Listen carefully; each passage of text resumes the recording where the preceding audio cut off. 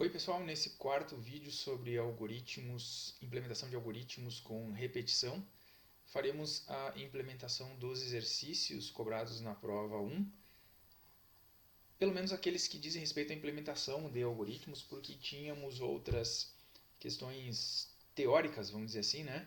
Que versavam sobre questões éticas da inteligência artificial, também sobre paradigmas de programação, isso distribuído em diferentes modelos de prova. E uma outra questão também que abordava, né, cobrava sobre a conceituação de tipos primitivos de dados e tipos pré-definidos pelo usuário de dados. Então, não estou me recordando se tinha alguma outra questão também distinta. Acho que tinha sim, a questão das... foi uma questão que foi colocada num outro modelo que dizia respeito às vantagens e desvantagens, né, da nossa exposição excessiva de dados, certo? Ou seja, das empresas, das instituições, dos governos coletando dados e informações a nosso respeito, e era exigido que o aluno apresentasse então pelo menos uma vantagem disso e uma desvantagem. Certamente existiriam mais vantagens e mais desvantagens, né? Eu estava pedindo só uma, certo? Mas isso são coisas que a gente faz uma pesquisa no Google e consegue encontrar então na internet. A gente não vai falar sobre isso nesse vídeo. Nós vamos fazer apenas as implementações então dos programas, certo? Sempre lembrando que se alguém estiver vendo esse vídeo de modo isolado, ele faz parte de uma playlist que implementa a disciplina de computação básica do curso de Engenharia Ambiental e Sanitária da Universidade Federal da Fronteira Sul, campus Erechim. Meu nome é André Gustavo Schaefer, sou o professor da disciplina. Nós temos também a playlist, acho que eu já falei sobre ela, né? Ela faz parte de uma playlist e... Ok, vamos fazer então. Nós, no primeiro exercício, eu solicitei então que fosse feita, né? Fosse considerado o programa a seguir. Existiam 4 versões então desse programa. Eu cometi alguns erros, né? Nesse programinha que lia 10 números, contabilizava e exibia no monitor serial do Arduino o total de números positivos informados, o total de negativos e o total de valores iguais a zero. Então eu perguntava aqui quais os erros de compilação, análise léxica, sintática e semântica, né, que o programa apresentaria nessa forma tal qual escrito. Certo? Um erro semântico ele não vai se apresentar na forma de um erro de compilação, mas enfim, eram esses tipos de erros aqui. Quais erros que aconteceriam, tá? Existiam 5 erros provocados em cada um deles, então cada um desses modelos, né? A gente vai ver esses erros agora. Nesse primeiro modelo aqui, vamos fazer uma... É claro que algumas pessoas digitaram e pediram para compilar, né? Então, não é necessariamente mais fácil não do que se tu fizer uma leitura de início a fim, porque tu tem que interpretar o erro do compilador, muitas vezes ele não é tão preciso, não aponta o erro no local correto. As mensagens também muitas vezes estão em inglês, então a interpretação já é um exercício interessante, tá? Então não teria problema nenhum se vocês implementaram ele e desde que vocês acertassem a mensagem de erro correta, né? Nesse caso aqui, esse programa então na sentença de declaração das variáveis inteiras falta um ponto vírgula aqui ao final, ó. Elas estão separadas corretamente por vírgula, mas ao final da sentença é um ponto vírgula que vem, né? Então esse aqui é o primeiro erro, tá? Aqui na sequência nós temos o for, a variável indexadora do for sendo referida então utilizada ao j, mas o j não foi declarado. Então teria que ter esse j declarado no lugar do i ou além do i. Declarar uma variável a mais não é um problema, mas faltou a declaração da variável j, seria o segundo erro, né? Como nós estamos exibindo informações no monitor serial, nós precisaríamos ter aqui na seção setup o serial begin, né, para inicialização da porta serial. Esse seria o terceiro problema. Where not serial available, num recebe parse float, né? A variável num está declarada como float aqui. Se o número for maior que zero, ele contabiliza positivos. Se for menor que zero, contabiliza os negativos. Se for igual a zero, os números zero. Aqui está ok. Só que aqui, ó, na hora de exibir os negativos, ele está exibindo os positivos, né? Tem esse erro semântico aqui, ó. Certo? Mostraria o valor errado, seria o quarto erro. E o quinto erro é sintático. Nós, depois do looping, nós temos um abre e fecha parênteses antes, né, do início e fim de bloco, que é dado pelas chaves. Abre chaves e fecha chaves. Seria o quinto erro nesse modelo, tá bom? Vamos para o próximo. Esses aqui são os erros que eu acabei de falar, tá?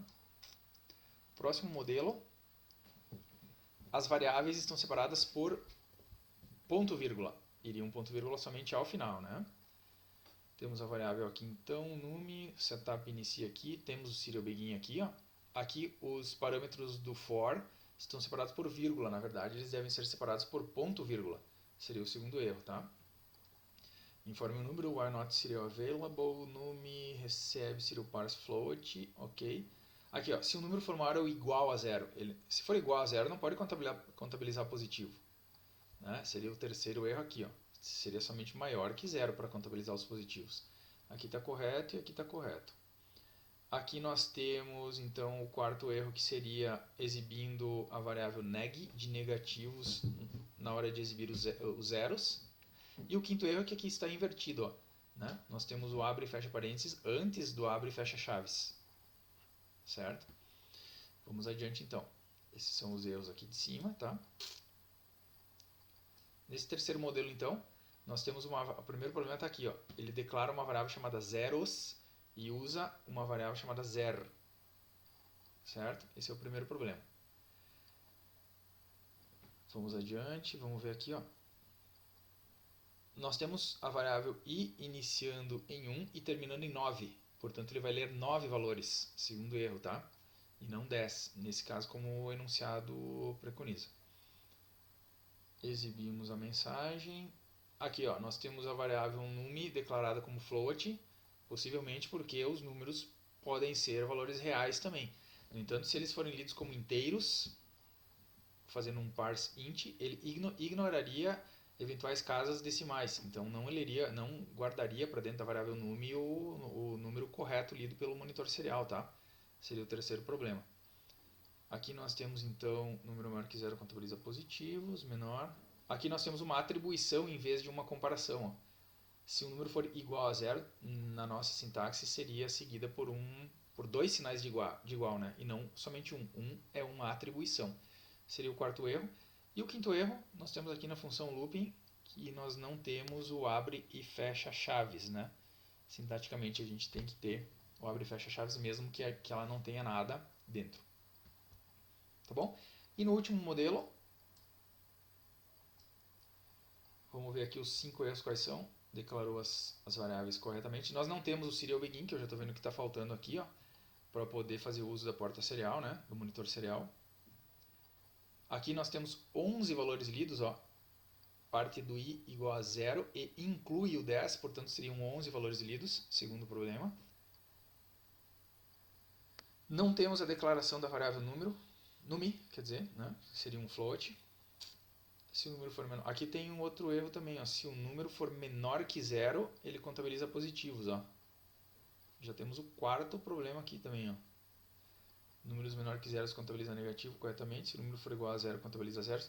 Aqui está escrito certinho, ó. Total. Ah, não, tá invertido, ó. Os positivos seria o quinto erro, né? Os positivos estão exibindo o conteúdo da variável zero, que contabiliza o número de zeros. Negativo está correto, zero está correto também, né? Apesar do problema com os positivos aqui, então gerou 2 erros. Aqui nós não temos então nenhum erro sintático na declaração da função loop. Então são esses os 5 erros. Ok? Nós vamos pular agora então para o exercício. Esse aqui seria o número 1, né? Nós vamos pular para o exercício que foi cobrado na prova, então, número 5, que abordava o seguinte, ó.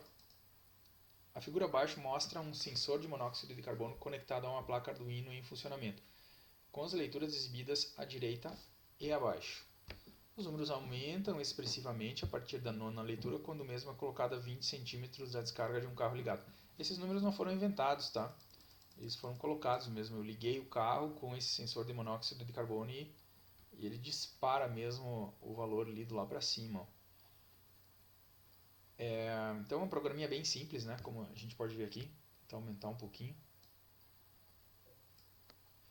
Enfim, aqui no setup ele tem a inicialização da porta serial e na função looping ele faz duas coisas. Exibe um texto na tela mostrando a leitura que está sendo feita aqui. É difícil de ver, mas ele está conectado aqui, né? esse pininho está conectado na porta analógica A0. Ele tem um pino aqui na verdade, ele tem um pino de entrada digital conectado aqui, ó. Essa linha laranja, ela não é necessária, tá? Mas os sensores eles têm também uma saída digital. Significa o seguinte, significa que se eles detectam alguma coisa conforme um parâmetro pré-configurado, né, eles sinalizam, eles acendem um LEDzinho e tu consegue ler isso do programa. Só que é uma coisa bastante limitada, porque tu fica restrito a duas condições, ou ele detectou ou ele não detectou. Enquanto que quando tu lê de maneira analógica, tu consegue ver precisamente o quanto está aumentando, inclusive, né? Então, se tu tivesse um carro ligado dentro de uma garagem e fosse se aproximando dessa garagem, os números iriam aumentando na medida em que a presença desses gases, enfim, mais precisamente o monóxido de carbono, né, ia aumentando. Enquanto que aqui não, nesse caso da leitura digital, ele simplesmente diz que detectou ou não detectou. Então, na verdade, tem um limite aí que ele já está detectando da presença do gás, só que ele não sinalizou digitalmente ainda, tá? Enfim, tem alguns usos para isso, tá? Mas é limitado, é restrito, né? Mas isso não estava sendo cobrado na questão, eu só estou mostrando porque isso apareceu aqui no projeto eletrônico, tá? Com a placa. O que estava sendo cobrado aqui na questão era uma coisa mais simples. São algumas perguntas que eu agrupei todas elas, tá? Eu fiz algumas perguntas e distribuí nos 4 modelos. Tinha uma boa pontuação, se a gente for ver, porque eu acho bastante importante isso daqui, tá? Eu fiz um vídeo, vou deixar o link desse vídeo aqui, vai estar aparecendo aqui em cima então de novo, em que eu falo a respeito disso, tá? Dessas leituras. Sobre o que são esses valores e tudo mais, tá? E eu achei que mais pessoas iriam acertar essa questão. Primeira coisa, o que são esses números exibidos, certo? Esses números são números que correspondem, não precisa ser, obviamente, uma resposta dada dessa forma, tá? Mas eles correspondem a valores que são,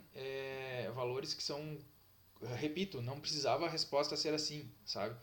Muitas pessoas disseram que são números entre 0 e 1023 que são obtidos a partir da conversão da leitura feita pelo sensor. Já está válido, tá? Porque as outras perguntas que eu faço complementam essa possível resposta, né? Então esses números aqui, eles são apenas números que são utilizados, né? Ou seja, que são apresentados pelo sensor, pela placa, uma vez que a placa tenha feito a leitura desses valores através desse sensor, no caso de monóxido de carbono, isso vale para qualquer outro sensor. E como a placa opera em 10 bits, nós temos um intervalo de resolução. O mínimo corresponderia a 0 e o máximo corresponderia a 1023, que corresponde aos 1024 valores possíveis de se endereçar, vamos dizer assim, né? Quando a gente tem 10 bits de operação. 2 na 10 é igual a 1024, portanto, a gente partiria de 0 a 1023. Então, nós temos sempre uma leitura de um sensor apresentada na forma nesse intervalo, entre 0 e 1023, porque é a capacidade de resolução binária, né, da placa, nesse caso, Uno. Temos aqui então a placa Arduino Uno no desenho, certo? No entanto, é importante lembrar, eu falo em bem mais detalhes nesse vídeo que eu fiz a referência para vocês, tá? No entanto, é importante lembrar que esses números não têm unidade de medida, certo? Então, eles vão corresponder proporcionalmente às características físico-químicas e elétricas do sensor, certo? Para isso a gente precisa ter acesso ao datasheet, tá tudo muito bem detalhadinho lá, pelo menos sinteticamente, né, detalhado nesse vídeo, tá? Então eles não têm unidade de medida. Então, mesmo que nós tivéssemos algum tipo de porções por milhão ou, sei lá, centímetros cúbicos, seja lá o que for, a placa não vai saber isso, tá? Isso aí são conversões que são feitas e precisam ser, vamos dizer assim, compreendidas para que se possa fazer uma conversão para alguma unidade de medida, né? sei lá, lumens, centímetros cúbicos, porções por milhão, ou qualquer outra, né, medição que venha a ser feita de acordo com os padrões estabelecidos, tá? Então, esses números não têm unidade de medida, são números entre 0 e 1023. O que aconteceria se retirássemos a linha 2? Vamos ver nesse caso aqui, ó. A linha 2, serial begin, muito simples, né? Já falamos até nos exemplos anteriores. Esses valores não seriam exibidos na tela, porque a porta serial não teria sido inicializada, tá? Quais são os números mínimo e máximo que poderíamos encontrar entre esses números usando placas Uno? 0 e 1023. Aqui a maioria das pessoas acertou essa daqui. Nesse caso aqui, então, 0 e 1023 porque a placa opera em 10 bits, né? Se nós tivéssemos uma placa operando, né, uma resolução maior, teríamos um intervalo maior entre 0 e, sei lá, se fosse 12 bits, nós teríamos entre 0 e 4096, né? Só para citar um exemplo. O que aconteceria se a linha 8 fosse movida para a seção ou função setup, né? Então aqui, ó, aqui eu me lembro de algumas pessoas que acertaram isso daqui. Serial print analog read fosse movido para a função setup, muito simples. O analog read 0 faz a leitura do sensor na porta analógica 0. Se ele for movido para a função setup, essa leitura e esse print vão acontecer só uma vez. Quando na verdade a gente quer ficar constantemente lendo, por isso que ele está na seção looping, né? Na função looping. Aqui em cima seria executado somente uma vez. Tá legal? Se o jumper de entrada analógica fosse conectado na porta analog em número 2, qual ou quais linhas do programa teriam que ser modificadas? Então aqui, ó, ele está conectado na porta analógica número 0. Teria que ser, se ele fosse movido para esse fiozinho azul, né? O jumperzinho azul viesse para a porta analógica número 2, muito simples, nós teríamos que modificar somente a linha 8. Aqui passaria de 0 para 2. Só isso. Tá legal? Se nós tivéssemos, isso não é obrigatório, tá? Se nós tivéssemos aqui em cima no setup também a declaração de... Eu costumo fazer, tá? Não costumo deixar como eu mesmo criei esse programa aqui, mas funciona também, tá? Aqui em cima eu sempre padronizo colocando, né? Fazendo o pin mode, né? Pin mode A0 no caso, ou 0, como sendo uma entrada, né? Um input nesse caso aqui. Certo? No caso, se tivéssemos essa declaração também no setup, nós precisaríamos fazer isso também para a porta analógica número 2, caso, né, nós tivéssemos modificado a linha 8 aqui então para o número 2, tá legal? Ok? Mas nesse caso aqui então, somente a linha 8, porque é só na linha 8 que fazemos referência à porta analógica a 0. O que aconteceria se a linha 8 fosse movida e se o jumper de entrada analógica é conectada na porta analog in número 2, ok? E aqui é a mesma coisa, né? Só mudou o númerozinho, ó. Se fosse na porta analógica 1, qual ou quais linhas teriam que ser modificadas? Então, mesma resposta, né? Seria somente a número 8. E nessa segunda parte, então, do vídeo a gente vai fazer a implementação do número 3 e suas 4 solicitações que existiam, né? Suas 4 versões. Então o programa é o exercício número 3, que valia uma pontuação um pouco maior. Ele não era difícil não, tá? Vocês vão ver então que a necessidade era então escrever um programa para a placa Arduino considerando o projeto elétrico e eletrônico abaixo apresentado. Tem um sensor, um fotoresistor, né, um LDR, que detecta então luminosidade, como a gente fala, né? Dependendo do número retornado, enfim, né, pela placa, pelo sensor, nós tínhamos que ligar o buzzer ou ligar o motor. Então, a gente está simulando aqui a necessidade de algum controle que, em certa medida, era feito por uma sirene, e se a coisa ficasse mais complicada, sei lá, acionava um motor para fazer algum tipo de ação, né? Então, vamos ver o que o programa está solicitando nessa versão. Ó. Nessa versão que eu digo, né? Nessa versão, nesse modelo de prova, tá? programa deverá ler o valor do sensor e, caso o valor lido for maior que 500, para o buzzer. Caso seja lido maior que 600, ligar o motor. Abaixo de 600, desliga o motor, portanto. E abaixo de 500, desliga o buzzer. A cada repetição, o programa deverá exibir a média dos valores lidos do sensor da seguinte forma, ou seja, apenas mostrando, né, no monitor serial, então, média dos valores lidos, sei lá, 234 até o momento. Então, beleza, vamos implementar isso daqui. Eu já fiz aqui, ó, no Tinkercad, para a gente não... Como nosso foco agora não era montar o circuito, a gente viu isso nos vídeos anteriores, eu já deixei implementado prontinho aqui, tá?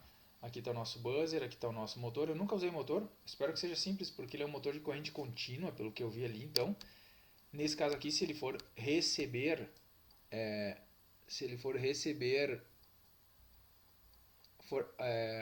acionado, enfim, né, recebendo energia aqui do pino número 6, ó, onde ele está conectado conforme esse projeto elétrico, tá? Ele vai ligar, então, sei lá, de repente os caras fizeram uma animaçãozinha aqui, né, dessa engrenagemzinha girando. Vamos ver como é que ele funciona, eu nunca usei, tá? O buzzer eu já experimentei, né, e o fotoresistor também. Então o projeto tá idêntico, tá? Só não usei as mesmas cores. Então a gente já vai partir aqui para implementação do código. Ok? Eu agora vou maximizar então para que a gente consiga ler bem o texto. Depois a gente volta lá para aquela parte. Espera aí, então, deixa eu maximizar ainda mais a tela. Então, nós vamos ter aqui no pino número... Vamos olhar esse projeto aqui que fica um pouquinho mais fácil, tá? Porque o outro lá está idêntico. Então, no pino, nós temos uma saída no pino número 10, temos uma saída no pino número 6, temos uma saída no pino número 10, temos uma saída no pino número 6. A gente não usa ainda uma coisa que eu vou apresentar para vocês depois, são chamadas macro. As macros, então, elas dão uma... Também não custa apresentar aqui, tá? Mas apesar de eu não fazer a implementação, também não custa fazer, né? Olha só, a gente poderia dizer o seguinte, ó. A gente podia definir, as são chamadas diretivas de pré-processamento, tá? Definir que, por exemplo, pino motor seria o pino, então vamos ver, ó, nosso motorzinho está conectado no pino número 6, ó, estão vendo? Então a gente podia dizer que pino motor seria o pino número 6. E também que o pino buzzer, isso não seria cobrado em prova, tá? Não era necessário, vocês poderiam colocar um número direto, por isso que eu falei que de repente eu nem ia falar sobre as macros agora, né? Essas macros aqui, esse pino buzzer seria o pino número 10. Aqui é muito simples de entender, ó, por isso que é uma diretiva de pré-processamento, porque aonde estiver escrito pino motor, na hora da compilação, o compilador vai trocar pelo que vem depois, não interessa o que seja. Tu poderia ter um trecho de programa, inclusive, aqui do lado. Um pequeno texto, qualquer coisa, um número que nem a gente tem aqui, podia ser até um código, um pedaço de código. O programa iria substituir isso que vem antes, né, pelo que vem depois. Então, no nosso caso aqui fica um pouco mais fácil pelo seguinte, ó. A gente cria uma seção de parametrização, né? Não interessa onde eu usei essa referência pino motor ou pino buzzer, ele faz a troca automática para mim. É bem legal usar as macros, elas são extremamente utilizadas, tá? Então, daria para a gente deixar direto aqui, ó, 6 e 10 como saídas, mas agora a gente faz a referência, ó, pino motor e, no caso aqui, pino buzzer. Tá legal? Deixa alinhadinho. Pronto, os dois são saídas, certo? Agora é isso que eu quis dizer, ó, talvez não tenha ficado claro. Ó. Vamos supor que agora tu decida mudar o pino do motor para o pino número 7. Só vem aqui e muda. Porque tu já está fazendo referência ao pino motor aqui embaixo como sendo uma saída. E onde quer que tu tivesse essa referência pino motor, ele ia substituir agora, tudo ia passar a valer como o número 7, não mais como o número 6. Impedindo que fosse necessário que tu alterasse isso manualmente em todos os lugares onde isso aparece. Tá legal? Por isso as macros, né, são tão utilizadas. Tá bom? Então vamos fazer uso delas então. Então o pino motor é o 6 e o buzzer é o 10. que mais? Nós temos uma entrada, tá? Então, aqui a gente vai dizer que nós temos o pino LDR como sendo a entrada analógica a 0. É isso, tá? E aí, nós temos pin mode, pino LDR, uma entrada. Ok? Serial.begin 9600.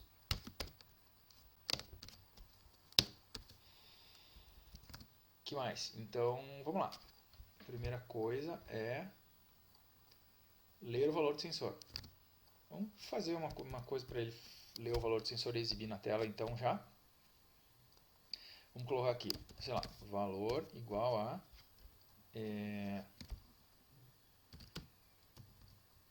analog read do pino LDR.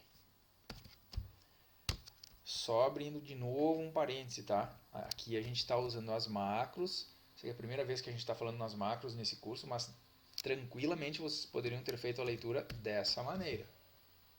Certo? Que aí é como a gente viu, então, sempre nos vídeos anteriores, tá legal? O valor recebe, então, analog read do pino LDR e serial.println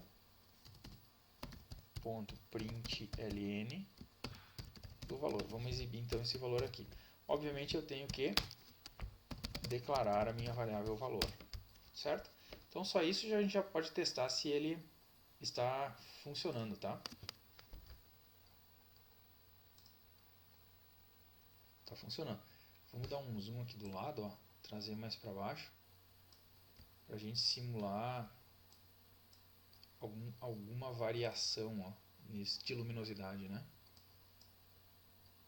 Só isso aqui a gente tem que mover mais para cá.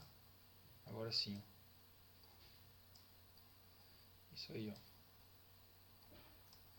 ó. Sempre lembrando também, eu já falei sobre isso em vídeos anteriores, que o LDR ele funciona tanto em 3,3 volts quanto em 5 volts, tá? Nesse nosso caso aqui, ele está funcionando em 3,3, tá?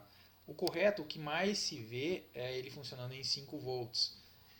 A única diferença é que os limites de apresentação aqui, ó, vão variar. Nesse caso aqui, em 3,3, ele está variando de 640 até 34, 33, certo? Se ele estivesse conectado em 3,3 volts, possivelmente ele estaria variando aí entre 0 e 1023. Até não custa nada a gente fazer uma simulação agora aqui, ó, só para verificar como que o pessoal implementou isso no simulador, né? Vamos trazer para cá, ó. Vamos mudar. É bem fácil a gente fazer isso, ó.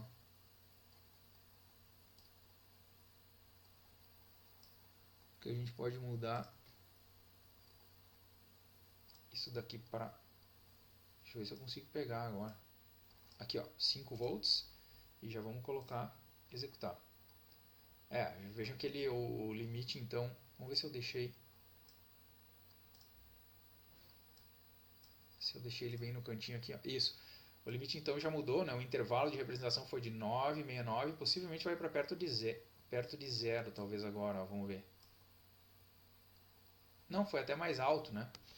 Tá trabalhando aí com 49, de 49 até 969, versus 3,13 em que ele trabalhava de 33 a 640, né? Então eu vou voltar só porque o exercício foi solicitado de vocês com o desenho em 3,3, então eu quis manter em 3,3 aqui também, tá legal? Então aqui vocês podem ver que ele vai funcionar entre 640 e 33, né? Com muita luminosidade aqui ele 33. Tá legal? Então para nós vai dar certo porque eu solicitei aqui valores maior que 500 e 600, ó. Então tá bem tranquilo. Então, aqui é muito simples. Se for maior que 500, sou o buzzer. Vamos voltar aqui. O programa então tá aqui, ó. Eu já vou fazer os testes, né? Se o valor lido for maior que 500, então eu vou disparar um digital write, uma escrita digital, acionando então a porta do pino do buzzer. Pino buzzer. Agora eu não preciso mais saber qual é, né? Não preciso decorar, porque eu simplesmente faço a referência à macro, né? Pino buzzer. Certo? Então tá aqui, ó. A gente já pode implementar também o desligamento dela, né? Que é o seguinte, ó. Se ele for menor que 1500, ele desliga o buzzer. Ah, desculpa. Digital write, pino buzzer, em high, né? O outro parâmetro é o estado que tu quer deixar. E aqui, ó, em low. Ou seja, desliga ali a tensão elétrica da porta. E aí o motor é a mesma coisa, né? Liga e desliga aqui, é acima de 600. Ctrl C, Ctrl V. Se o valor for maior que 600, ele também liga o pino do motor. E se for menor, ele desliga o pino do motor. Peraí, se for menor que 600. Pronto. 90% aí do programa já tá pronto. Vamos ver se funciona bem isso daí. Então aqui ele já acionou alguma coisa. O buzzer já está ligado, tá? Ah, o motor também, ó, que legal. Por quê? Porque a leitura que está sendo feita é 640, né? Vamos baixar então. Vamos baixar de 600, ele vai ter que parar o motor. Agora parou os dois, né? Porque está em 130. Vamos ver se a gente consegue deixar entre 500 e 600 só para ligar só o buzzer. Acho que não vai ser fácil não, viu? Nós vamos ter que mudar os parâmetros ali, ó. Vamos só mudar os parâmetros para a gente fazer um teste, ó. Vamos colocar assim, ó. Se o valor for maior que 200, ele liga o buzzer e o motor só acima de 600, então. Então em 640 os dois estão ligados, né? O motor já parou, está em 0 RPM, acho que vocês não conseguem ver aqui, ó. Ele está em 112, mas vamos ligar só o buzzer agora então. Acima de 200 a gente colocou, né?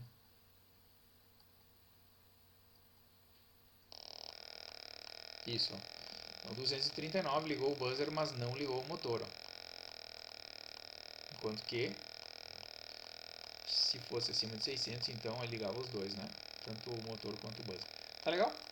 Já tá funcionando. Então, eu nunca tinha usado o motor, já vi que ele funciona também conforme o esperado. Agora, a única coisa que a gente precisa aqui, ó, é fazer a última implementação, ó, a média dos valores lidos. Então, cada um dos valores lidos vai ter que ser contabilizado.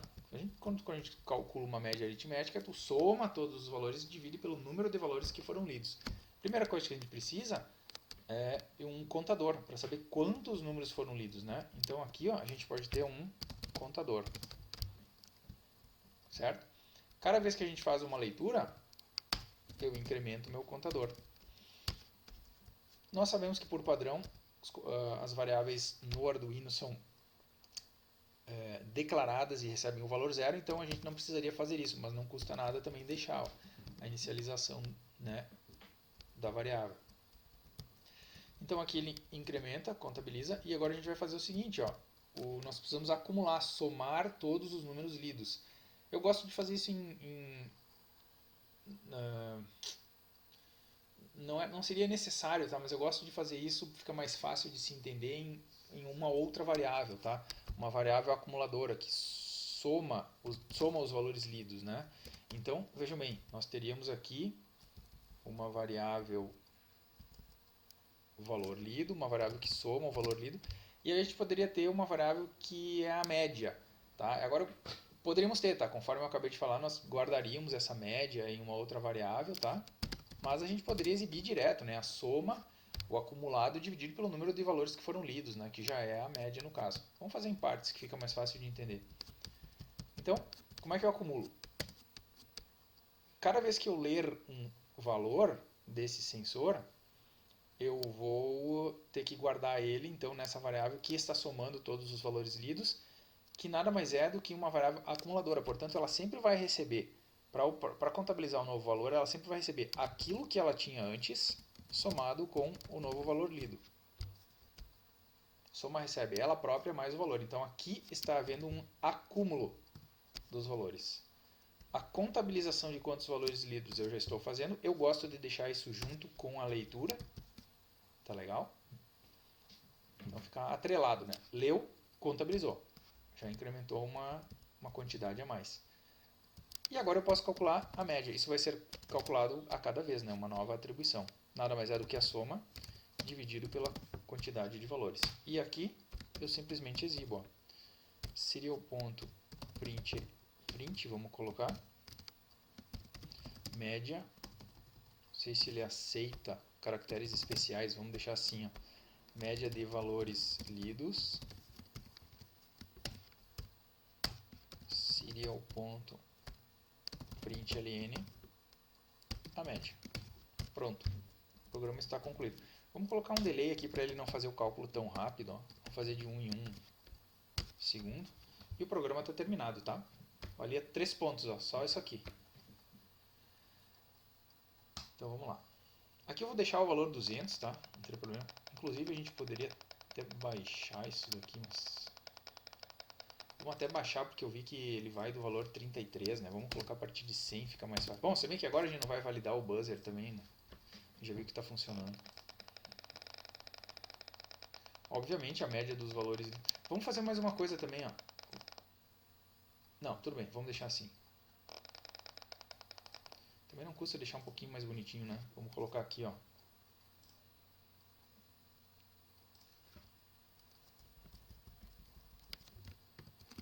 Ctrl C, Ctrl V, valor lido. Valor lido. E aí o valor, certo? Vai ficar mais padronizado.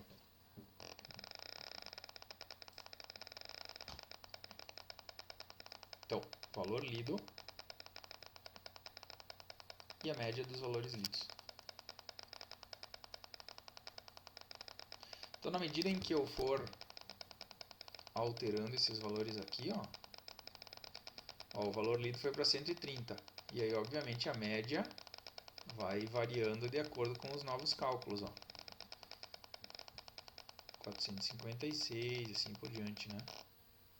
Valor lido 83. Olha como a média vai baixando, né, a cada leitura.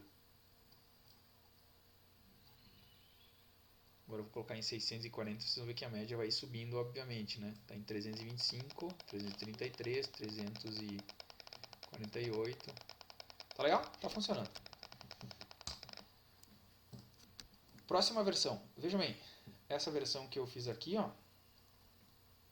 Eu vou deixar aqui, eu vou fazer alterações, tá? Eu não vou salvar cada uma das versões, não tem muito porquê, porque elas são muito parecidas. Então quem assistiu o vídeo desde o início vai poder implementar, se for o caso, aí, a versão em separado, tá? A outra versão desse programa, ele pedia para fazer o seguinte, ó.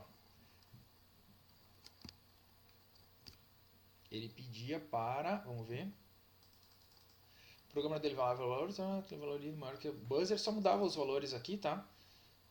85 ligar o motor abaixo, desliga, tá?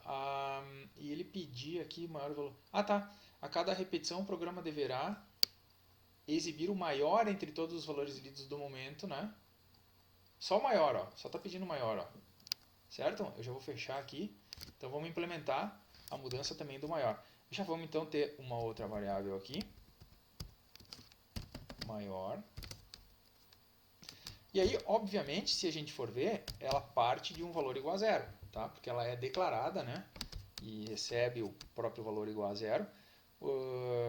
Só que aí eu pergunto para você, zero é um dos valores possíveis de serem lidos, tá? A gente viu que não nesse caso aqui, né? Mas vamos supor que fosse outro sensor. Seria bastante interessante a gente iniciar. Vamos supor que tu tem uma situação hipotética aí de realmente ter zero como sendo o maior dos valores. Tu não pode atribuir um dos possíveis valores arbitrariamente para essa variável. Nós temos que fazer com que ela inicie a partir de um valor impossível desse sensor obter. Né? Como, por exemplo, um número, sei lá, negativo, 9.999. Podia ser qualquer outro, tá? Desde que não fosse um valor válido, né, que o sensor pudesse ler. Já dá mais garantia, porque se o sensor de fato ler o valor zero, zero vai ser atribuído como sendo o maior valor até então. Tá bom?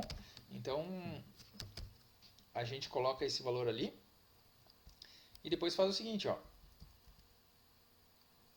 Cada vez que for lido então um valor, ó, a gente testa se, if, né, o valor lido for maior do que o maior dos valores que eu tenho guardados, né, até então, a variável maior recebe esse próprio valor lido, que até então era maior que ela. A partir daqui ela se iguala a esse valor. Simples assim, tá? E agora aqui, nesse nosso painelzinho, a gente vai ter mais uma informação para exibir, ó. Que é, vamos colocar um delay um pouquinho maior aqui, ó.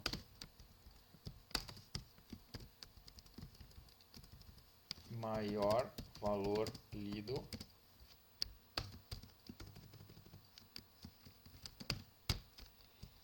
pronto. Maior. Feito, terminado. Vamos executar. Então aqui, na verdade, o maior valor lido foi 640, né?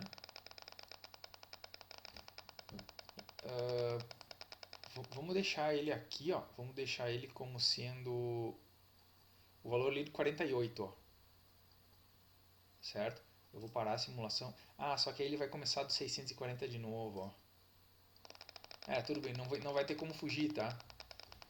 Porque ele sempre vai guardar o 640 porque ele está começando do maior valor. Esse que é o problema.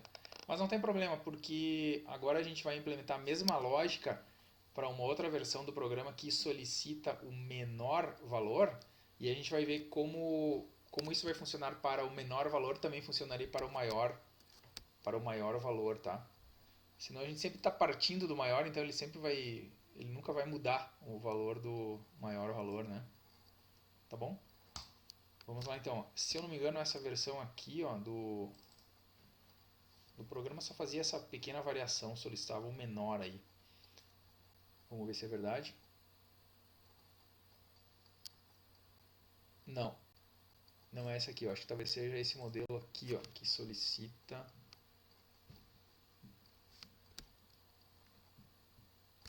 Ué, não abriu?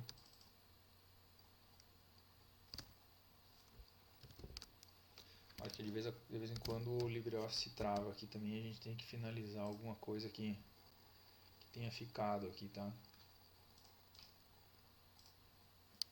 Pronto. Então vamos abrir o modelo D.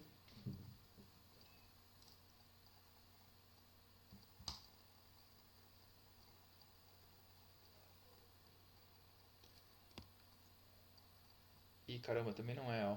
Ah, tudo bem. Vamos implementar um menor também. Não foi solicitado, mas depois a gente implementa aqueles outros lá também. Se eu quisesse saber então qual seria o menor,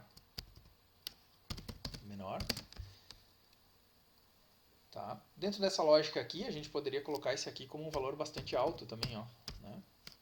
A gente sabe que com certeza qualquer valor lido do sensor vai ser menor que 9.999, então todos os valores que vão ser exibidos vão ser válidos. E aí, a gente faz a mesma lógica. Se o valor lido for menor do que o menor de todos os valores que eu tiver guardado até então, esse menor recebe esse novo valor. Tá legal? E aqui no nosso painel a gente exibe então o menor. Então a gente está usando a mesma lógica para o menor, então vocês vão ver que é para o maior, que a gente não conseguiu ver funcionando, ele vai funcionar também, tá? Se o sensor não iniciasse já no maior dos valores, né? Menor valor lido, menor. Isso aí, pronto.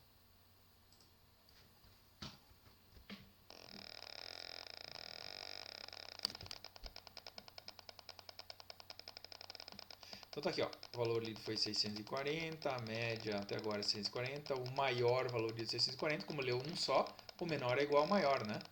Vamos baixar aqui, ó, para o valor lido 76, obviamente o menor valor lido passa a acompanhar, né? Passa a ser 76. Agora eu vou baixar mais ainda, ó. Eu vou baixar para 62, o menor valor lido passa para 62, né? A média está alterando, tudo certinho. Vou aumentar agora, fui para 98, né? Vamos ver se é isso, 104, ó. O buzzer já ligou. No entanto, vejam bem que o menor valor lido continua mantido em 62, tá? Então está tudo funcionando. Ele só troca se encontrar um valor menor mesmo. Essa lógica funcionaria para o maior dos valores também. Tá legal?